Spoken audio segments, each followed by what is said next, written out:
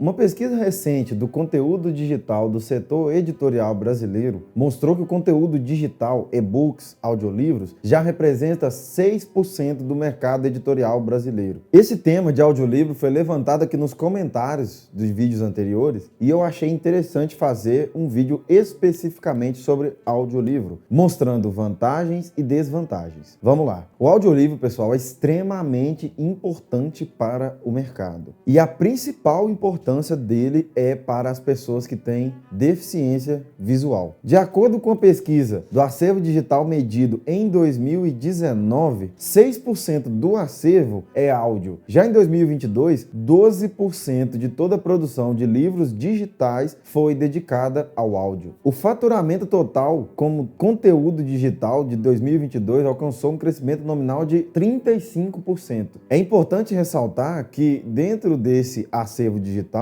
75% dos audiolivros são de não ficção. É inegável que o avanço do audiolivro tem acontecido de uma forma até bem rápida. Se formos comparar o percentual de audiolivro com livros, nós deveremos lembrar que audiolivro existe há poucos anos e livros basicamente existe há 2.500, 3.000 anos. Então, dessa somatória de tempo, o audiolivro tem um pouquíssimo tempo, mas ele está avançando muito rápido e tomando uma determinada fatia considerável do conteúdo de livros consumidos. Agora, o que é importante a gente levantar aqui, esse audiolivro tem algum ponto negativo? Ao ter acesso a uma obra por meio de audiolivro, você tem alguma perda? Existe contraindicação? Bom, primeiramente vamos voltar ao período da Idade Média, para a gente entender o que significa o audiolivro em comparação ao livro comum. Na Idade Média, pessoal, era muito comum as pessoas lerem falando o texto. Por que elas faziam dessa forma? Ao mesmo tempo que elas estimulavam o sentido da visão, elas também traziam para esta atividade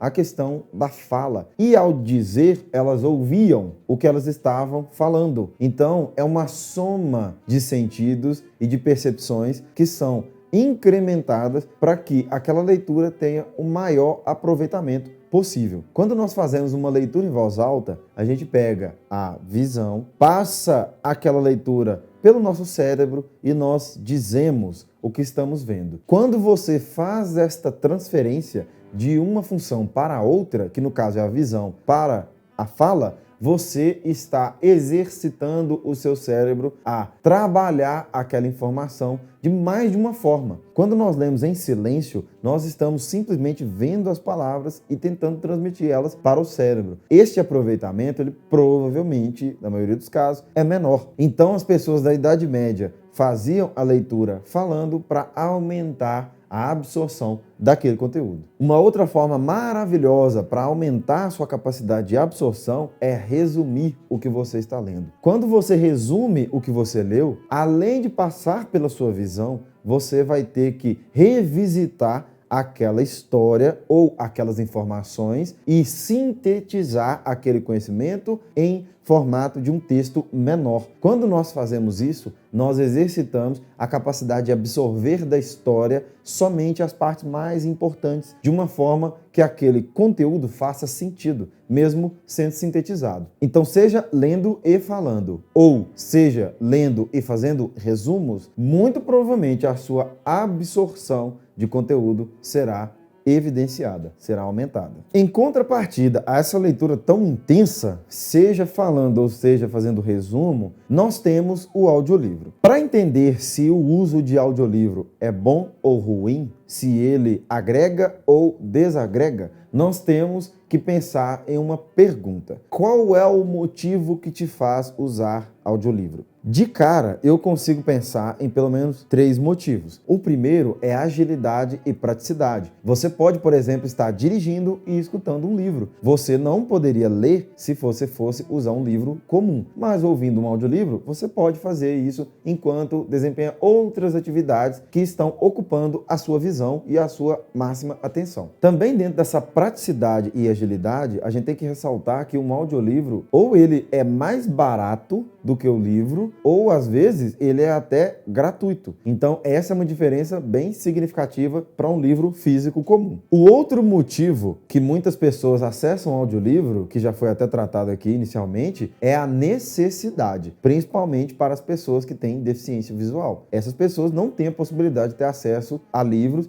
de outra forma. Tem os livros em braille. No entanto, é muito raro achar obras em braille. Somente as obras mais famosas normalmente são encontradas nesse formato. Então, uma pessoa com deficiência visual, ela pode ter acesso a um acervo muito grande acessando audiolivro. O terceiro motivo é pela incapacidade de leitura de um livro comum. Por que eu estou falando sobre incapacidade, pessoal? Parece estranho eu falar sobre incapacidade, mas muitas pessoas acessam audiolivro porque não conseguem ler um livro normal. Óbvio, como já foi tratado aqui em outros vídeos, que a leitura é uma atividade de muito baixo estímulo, comparado a quase todas que a gente tem acesso hoje. Então, uma pessoa que está hiperestimulada, principalmente por telas, vai ter muita dificuldade de ler um livro comum. Se esse livro tiver argumentos, tiver assuntos mais complexos, se for uma obra, por exemplo, literária clássica, que normalmente tem uma forma de escrita mais requintada, mais rebuscada, provavelmente essa pessoa vai ter muita dificuldade de leitura. E algumas pessoas têm acesso ao audiolivro por esse motivo. E aí, diante dessas três situações, a que eu digo que é não recomendada é a terceira. Se você acessa audiolivro pela agilidade, praticidade e custo, ou pela necessidade, eu recomendo, tá? Tá tranquilo? Eu acho que tem que acessar mesmo o audiolivro, porque é um recurso muito bom que a gente tem à disposição nossa hoje. No entanto, se você tem acesso a audiolivro porque você não consegue ler obras físicas comuns, aí eu acho que você tem que repensar o uso do audiolivro. Por quê? Inúmeras leituras, pessoal, precisam que vocês desenvolvam um nível de leitura mais avançado. Quando você vai escalonando o grau de dificuldade,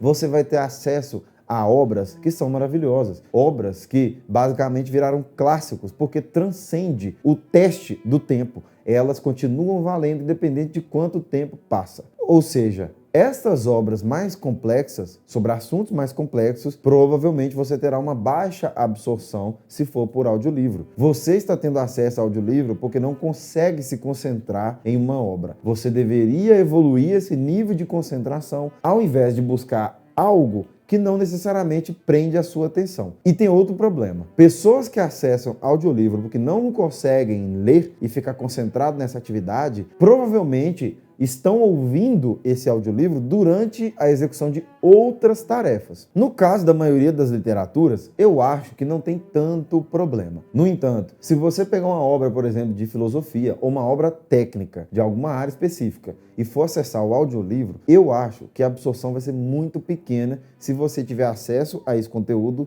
juntamente com outra atividade. Um livro de filosofia, pessoal, tem que ser lido de uma maneira reflexiva. Livros de filosofia de verdade, você lê e tenta reviver a experiência que aquele autor está tentando te transmitir. Você pega aquela leitura e replica ela para o que você vive, buscando argumentos e situações reais em que se aplica aquele conhecimento. Se você não está fazendo só uma atividade, que é a leitura, está fazendo duas ou três, ou talvez até mais, fica muito difícil você ter essa reflexão e essa imersão na obra. E no caso de obras mais complexas, sua absorção ou ela vai ser muito pequena, ou ela vai ser zero mesmo. E lembrando de um parâmetro que nós tratamos lá no início do vídeo, 75% dos audiolivros são de não ficção, ou seja, os assuntos técnicos mais densos, eles estão sendo tratados por audiolivros. E aí eu acho que é o parâmetro de mais perda dessa leitura. Eu acho que nós temos que desenvolver essa capacidade de concentração. Já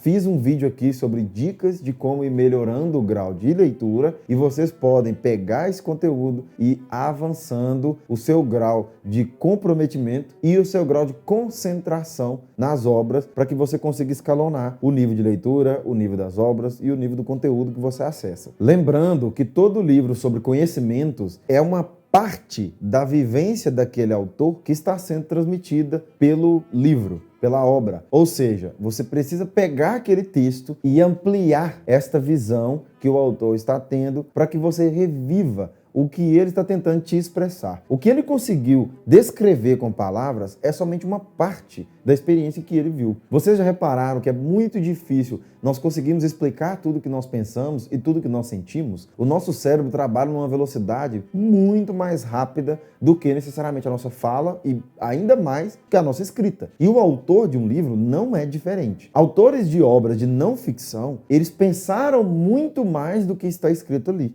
E eles conseguiram verbalizar aquele pouco que está no livro. Você, quando acessar um livro de não ficção, você vai pegar aquelas palavras, tentar reviver a experiência que o autor viveu e realmente atestar se aquilo ali faz sentido para você e se aquilo bate com a realidade da sua vida. Vou dar para vocês uma pequena amostra do que é uma leitura extremamente focada e tentando reviver aquelas situações e atribuir o texto à sua realidade. Esta obra do Aristóteles, Ética Nicômaco, ela trata de uma frase que ficou muito na minha memória. Neste livro, ele tenta diferenciar o que é um desregrado de um descontrolado. Além de diferenciar essas duas coisas, ele determina qual é o pior e qual é o menos pior, entre aspas, dessas duas situações. Como ele descreve desregrado e descontrolado? O desregrado, pessoal, é aquele que não tem regra para a ação dele. Ele faz simplesmente o que pensa, mas no pensamento dele não existem regras prévias.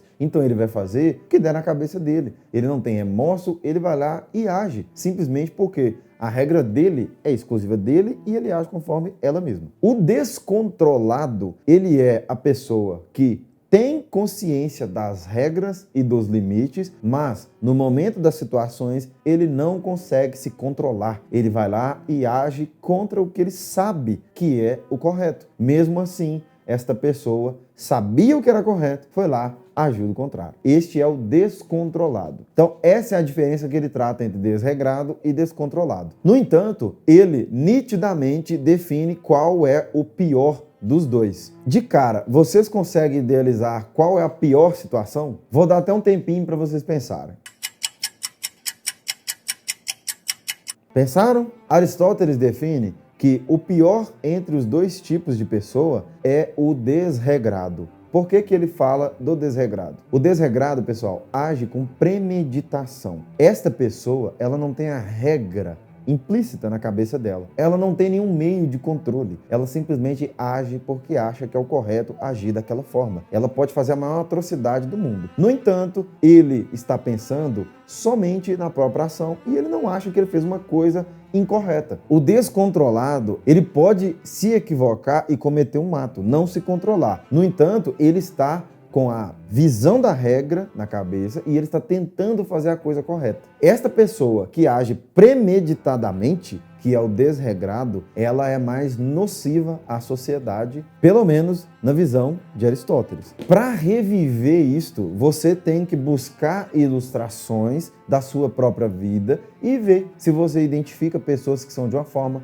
pessoas que são de outra. Às vezes você vai identificar personagens de filme, de cinema, de obras literárias. Você vai ilustrando o que você acha pior ou melhor. Este conceito Aristóteles te passa. Você vai aplicar aquilo na sua vida. Toda essa ilustração dessa situação é para vocês concluírem o seguinte. Toda essa reflexão, vocês pensariam, se tivesse apenas ouvindo Aristóteles falar, toda essa reflexão atribuída à sua realidade e às situações que você já viu na sua vida, você as pensaria se você estivesse apenas ouvindo Aristóteles e fazendo uma outra coisa? É muito difícil. Livros densos e um pouco mais complexos, como os de Aristóteles, pessoal, são muito difíceis de ler sem uma concentração absoluta. Muitas vezes, até com uma concentração, você precisa voltar, reler o texto, às vezes achar ilustrações, volta de novo, lê uma terceira vez e você vai pegando nuances que talvez da primeira ou da segunda você não pegou. Se você ouvir uma obra dessa em áudio, é muito complicado. Eu acredito que a sua absorção vai ser muito menor. Como recomendação,